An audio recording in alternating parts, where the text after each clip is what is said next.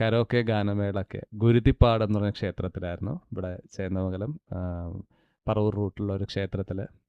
അവിടെ ഒരു കരോക്കെ ഗാനമേളയ്ക്ക് അദ്ദേഹത്തിൻ്റെ ഈ സിനിമയിലെ അറബിക്കഥ എന്ന സിനിമയിലെ ഒരു പാട്ട് ഞാൻ പാടുകയുണ്ടായിരുന്നു അന്ന്.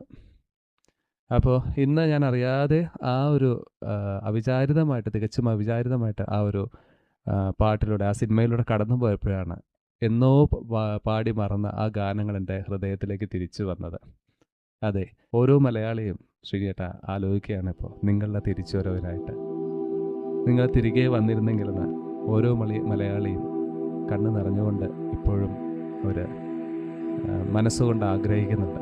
സാധ്യമല്ല എന്നറിയാം, എങ്കിലും ഏതോ ഒരു ലോകത്തിരുന്നുകൊണ്ട് അങ്ങയുടെ തിരിച്ചുവരവിനായിട്ട്, അത് ഒരു സ്വപ്നമായിട്ടെങ്കിലും അങ്ങ് ഞങ്ങളുടെ ഒപ്പമുണ്ട് എന്ന ആ ഒരു ധാരണയോടെ, ചിന്തയോടെ ഞങ്ങൾ വീണ്ടും മുൻപോട്ട് പോവുകയാണ്.